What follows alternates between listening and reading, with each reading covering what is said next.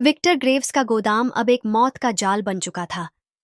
आग की लपटें तेजी से फैल रही थीं और धमाके की गूंज से पूरा भवन हिलने लगा।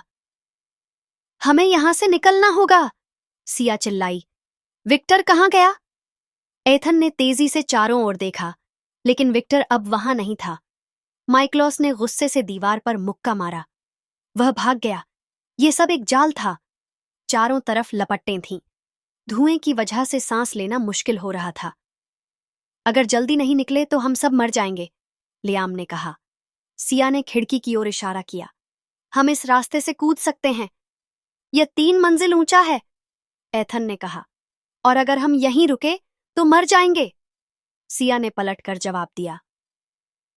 माइक्लोस ने बिना वक्त गंवाए एक लकड़ी की बीम को तोड़ा और खिड़की के कांच पर मारा। कांच टूट गया और ताजी हवा अंदर आई। पहले तुम जाओ, एथन ने सिया से कहा। सिया ने हल्का सिर हिलाया और खिड़की से छलांग लगा दी। लियाम और माइक्लोस भी कूद गए। आखिर में एथन भी कूद पड़ा। वह भाग नहीं सकता, माइक्लोस ने अपनी कार का दरवाजा खोलते हुए कहा। हमने उसे पहले भी कम आंका था, एथन ने कहा। अब हमें बहुत सावधान रहना होगा। लियाम ने ट्रैफिक कैमरों को ट्रेस करने की कोशिश की। विक्टर एक ब्लैक एसयूवी में निकला है। वह सिटी हाईवे की तरफ जा रहा है। माइक्लोस ने गाड़ी स्टार्ट की। तो अब हम भी वहीं जा रहे हैं। गाड़ी पूरी रफ्तार से विक्टर का पीछा करने लगी। विक्टर 150 की स्पीड से हाईवे पर भाग रहा था। वह बहुत तेज जा रहा है, सिया ने कहा। उसे रोको, माइक्लोस ने गुस्से से कहा। एथन ने पिस्तौल निकाल ली और विक्टर की कार के टायर पर निशाना साधा। बैंग! गोली सीधी टायर से टकराई और विक्टर की गाड़ी लड़खड़ा गई। लेकिन विक्टर ने गाड़ी को नियंत्रण में लिया और तेज स्पीड से आगे बढ़ गया। यह इतना आसान नहीं होगा, लियाम ने कहा। तो हमें भी मुश्किल रास्ता अपनाना होगा, एथन ने कहा। एथन ने माइक्लोस की गाड़ी को विक्टर की एसयूवी के बराबर लाने का इशारा किया। अगर हमें उसे रोकना है तो हमें उसके रास्ते में जाना होगा, एथन ने कहा। माइक्लोस ने गाड़ी को तेजी से घुमाया और विक्टर की एसयूवी के सामने लाकर रोक दी। विक्टर की गाड़ी का नियंत्रण बिगड़ गया और वह सीधे एक पुल के किनारे आकर रुकी। विक्टर बाहर निकला। उसके चेहरे पर गुस्सा था। तुम लोग मुझे नहीं रोक सकते, विक्टर चिल्लाया। खेल खत्म हो चुका है, एथन ने पिस्तौल तानते हुए कहा। विक्टर ने हंसते हुए जेब से एक डिवाइस निकाली। तुम सोचते हो कि तुम जीत चुके हो? उसने बटन दबाया और अचानक एक और धमाका हुआ। विस्फोट की गूंज ने पुल को हिला दिया। आग की लपटें हवा में फैल गईं और धुएं के गुब्बार ने हर चीज को ढक लिया। विक्टर की हंसी उस अराजकता में भी साफ सुनाई दे रही थी। तुम लोग सोचते हो कि यह मेरा अंत है? उसने अपने पीछे के जलते मलबे की तरफ इशारा करते हुए कहा। माइक्लोस की आंखों में गुस्से की लहर थी। उसने अपनी गन उठाई और सीधे विक्टर की ओर निशाना साधा। बैंग! गोली हवा में गूंज गई, लेकिन इससे पहले कि वह विक्टर तक पहुंचती, पुल का एक हिस्सा टूट गया। विक्टर के चेहरे पर ठंडी मुस्कान थी, जैसे वह इस क्षण का इंतजार कर रहा था। खेल तो अब शुरू हुआ है, उसने कहा और एक छलांग में पानी में गिर गया। छपाक! सिया भागते हुए पुल के किनारे पहुंची। पानी की सतह पर कुछ देर तक बुलबुले उठे, फिर सब कुछ शांत हो गया। क्या वह मर गया? सिया ने घबराई आवाज में पूछा। माइक्लोस के चेहरे पर कठोरता थी। विक्टर ग्रेव्स जैसे लोग इतनी आसानी से नहीं मरते, एथन ने धीरे से सिर हिलाया। अगर वह जिंदा है तो वह वापस आएगा, और इस बार वह पहले से ज्यादा खतरनाक होगा। विक्टर के गायब होने के बाद सब कुछ अस्थायी रूप से शांत हो गया था।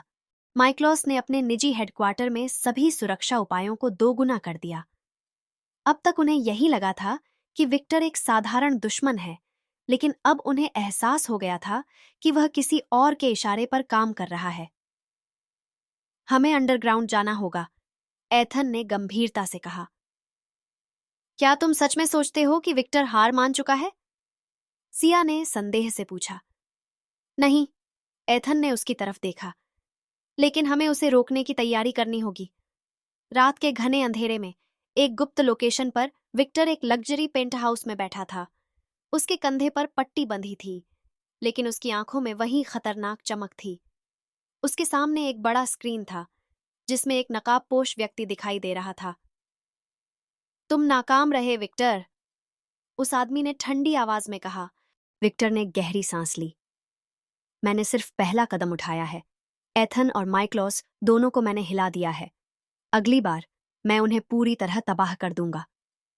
तुम्हारे पास सिर्फ एक मौका और है, उस आदमी ने कहा। अगर तुम असफल हुए तो तुम्हें इसकी कीमत चुकानी होगी।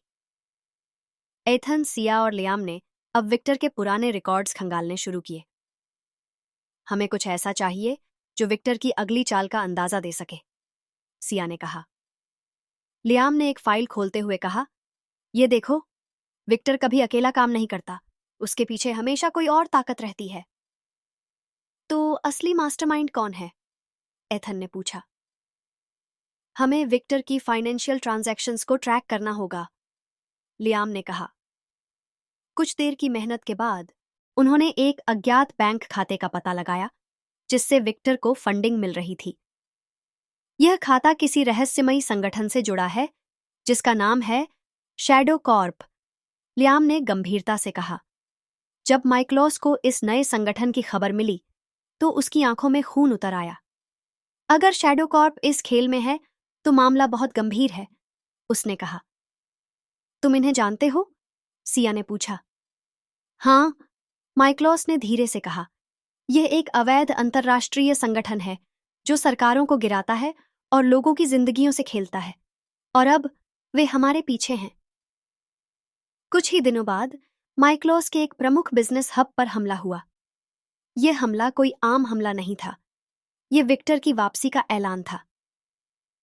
सीसीटीवी फुटेज में विक्टर की वही शातिर मुस्कान दिखाई दी। तुम्हें लगा कि मैं हार गया? विक्टर ने कैमरे में देखते हुए कहा। यह तो सिर्फ शुरुआत है, अगला हमला तुम्हारे दिल पर होगा। हमें उसे रोकना होगा, एथन ने कहा। लेकिन कैसे? सिया ने पूछा। इस बार वह पहले से कहीं ज्यादा खतरनाक है। माइक्लोस ने अपनी गन उठाई। अगर हमें अपने परिवार और विरासत को बचाना है तो हमें विक्टर और शैडो कॉर्प को पूरी तरह खत्म करना होगा। लेकिन इसमें जोखिम बहुत बड़ा है, लियाम ने कहा। एथन ने गंभीरता से कहा। कोई फर्क नहीं पड़ता, इस बार हम ये जंग खत्म करके ही दम लेंगे। विक्टर ग्रेव्स अब खुलकर सामने आ चुका था। उसके हमले सिर्फ धमकी नहीं थे, बल्कि युद्ध की शुरुआत थी। माइक्लोस, एथन, सिया और लियाम सब जानते थे कि अगला कदम सोच समझकर उठाना होगा। लेकिन इससे पहले कि वे कोई योजना बना पाते, एक नई मुसीबत दरवाजे पर खड़ी थी। रात के अंधेरे में एथन के फोन पर एक अनजान नंबर से कॉल आया। अगर तुमने मेरा पीछा करना बंद नहीं किया तो इस बार किसी अपने की लाश उठानी पड़ेगी, विक्टर की ठंडी आवाज गूंजी। तुम जो करना चाहते हो कर लो, लेकिन इस बार भागने का मौका नहीं मिलेगा, एथन ने जवाब दिया। विक्टर हंसा। देखते हैं कौन किसे खत्म करता है। फोन कट गया, लेकिन कुछ ही मिनटों बाद एक धमाका हुआ। माइक्लोस का एक मुख्य बिजनेस हब, ग्रेव्स टॉवर, पूरी तरह तबाह हो चुका था। चारों तरफ आग लगी थी और मलबे के बीच लोगों की चीखें सुनाई दे रही थीं। विक्टर ने युद्ध छेड़ दिया है, लियाम ने गुस्से से कहा। तो अब हम भी वही करेंगे, माइक्लोस ने ठंडी आवाज में कहा। लियाम ने विक्टर की फंडिंग को ट्रैक करना जारी रखा और एक चौंकाने वाला नाम सामने आया, शैडो कॉर्प। ये लोग कौन हैं? सिया ने पूछा। एक अवैध संगठन जो दुनिया भर में सरकारें गिराता है और युद्ध भड़काता है, माइक्लोस ने कहा। अगर विक्टर इनके साथ है तो हम सिर्फ उससे नहीं बल्कि एक पूरी अंधेरी ताकत से लड़ रहे हैं, एथन ने कहा। विक्टर अब सिर्फ बदला नहीं चाहता था, वह एक सौदा करना चाहता था। उसने एक संदेश भेजा। अगर माइक्लोस अपनी पूरी एम्पायर मेरे हवाले कर दे तो मैं यह जंग यहीं खत्म कर दूंगा। माइक्लोस ने बिना समय गंवाए जवाब दिया। अगर तुम मौत का सौदा करना चाहते हो तो मैं तैयार हूं। अब खेल और खतरनाक हो चुका था। विक्टर का संदेश साफ था, या तो आत्मसमर्पण करो या सब कुछ नष्ट कर दिया जाएगा। लेकिन माइक्लोस ने पहले ही तय कर लिया था कि इस लड़ाई में वह शिकारी होगा, शिकार नहीं। हमें विक्टर को उसी के खेल में फंसाना होगा, एथन ने कहा। कैसे? सिया ने पूछा। माइक्लोस ने हल्की मुस्कान के साथ जवाब दिया, हमें उसे एक ऐसा सौदा ऑफर करना होगा जिससे वह मना न कर सके। लियाम ने विक्टर को एक गुप्त संदेश भेजा, मैं तैयार हूं, मिलना चाहते हो तो लोकेशन भेज दो। कुछ ही मिनटों बाद विक्टर का जवाब आया, ग्रेव्स डॉकयार्ड, रात 11 बजे, अकेले आना। रात के 11 बजे ग्रेव्स डॉकयार्ड अंधेरे में डूबा हुआ था। लहरों की आवाज के अलावा वहां सन्नाटा था। माइक्लोस अकेला वहां पहुंचा। कम से कम ऐसा विक्टर को लगा। तुमने सही फैसला लिया, विक्टर ने कहा, जैसे कि वह जीत चुका हो। हाँ, लेकिन यह फैसला तुम्हारे लिए नहीं, मेरे लिए सही है, माइक्लोस ने जवाब दिया। विक्टर ने आंखें संकरी कर लीं। मतलब? और तभी चारों ओर से मशीन गन की आवाजें गूंज उठीं। सिया, एथन और लियाम ने विक्टर के आदमियों पर हमला बोल दिया। गोलियां चलने लगीं, विस्फोट होने लगे और चारों तरफ अफरा तफरी मच गई। विक्टर को एहसास हो गया कि वह इस बार बुरी तरह फंस चुका है। गोलियों की बौछार के बीच विक्टर ने एक स्मोक ग्रेनेड फेंका और धुएं में गायब हो गया। वह भाग रहा है, सिया चिल्लाई। माइक्लोस ने गुस्से से जवाब दिया, इस बार नहीं। वह विक्टर के पीछे भागा, लेकिन जैसे ही वह कोने पर पहुंचा, विक्टर ने गन उसकी तरफ तान दी। खेल खत्म माइक्लोस, विक्टर ने कहा। माइक्लोस ने गहरी सांस ली और जवाब दिया, नहीं, यह सिर्फ तुम्हारे अंत की शुरुआत है। रात का सन्नाटा, समुद्र की लहरें किनारों से टकरा रही थीं। ग्रेव्स डॉकयार्ड में धुआं फैला हुआ था। बंदूक की गोलियों की आवाजें अब धीरे धीरे शांत हो रही थीं।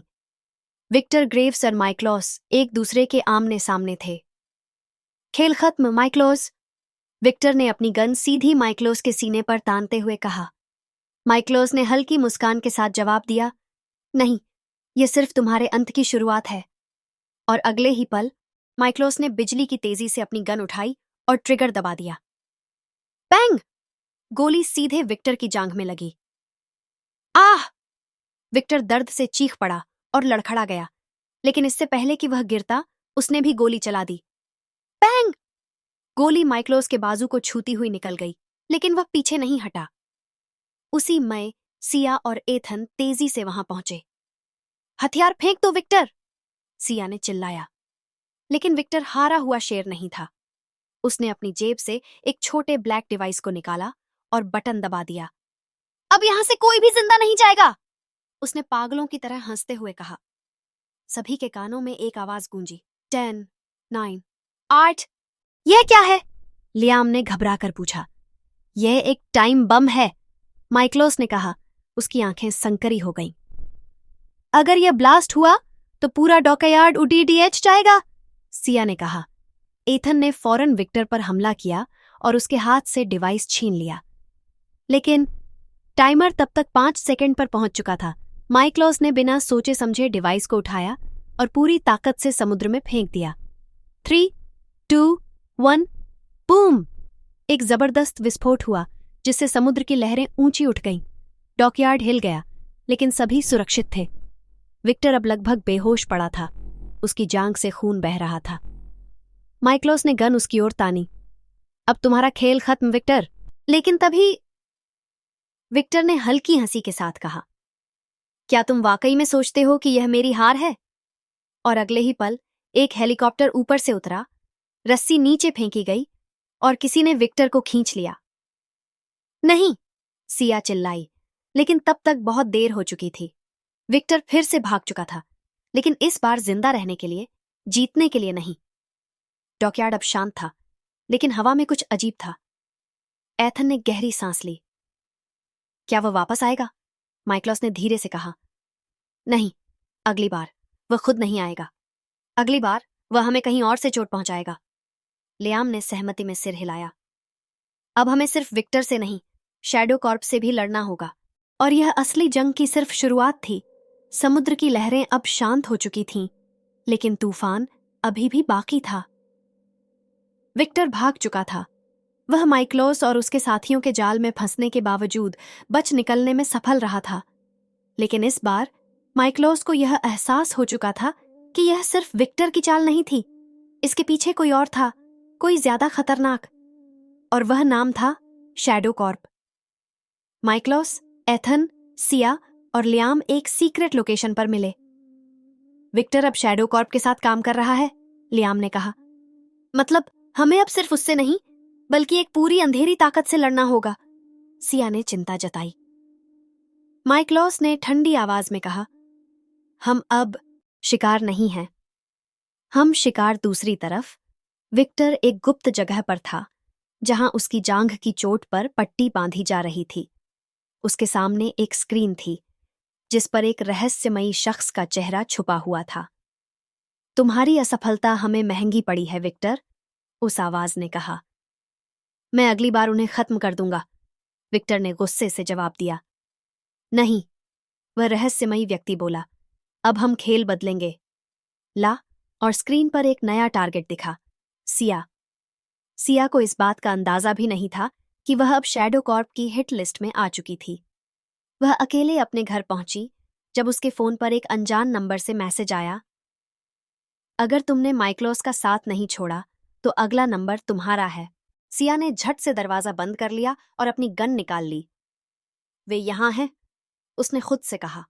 अचानक खिड़की के शीशे पर एक परछाई दिखी। सिया ने बिना समय गंवाए गोली चला दी। बैंग! खिड़की का शीशा टूट गया, लेकिन बाहर कोई नहीं था। और तभी सिया, माइक्लोस और एथन दरवाजे को लात मारकर अंदर घुसे। तुम ठीक हो? माइक्लोस ने तेजी से पूछा। वे यहां थे, सिया ने कहा। उसकी सांसें तेज थीं। माइक्लोस ने खिड़की के बाहर देखा। कोई नहीं था, लेकिन जमीन पर एक कागज पड़ा था जिस पर लिखा था, अब यह सिर्फ बिजनेस नहीं है, यह पर्सनल है। एथन ने पेपर को हाथ में लेते हुए कहा, यानी अगला हमला सीधे हम पर होगा। माइक्लोस ने अपनी गन लौटकी और ठंडी आवाज में कहा, अब हम इंतजार नहीं करेंगे, अब हम वार करेंगे।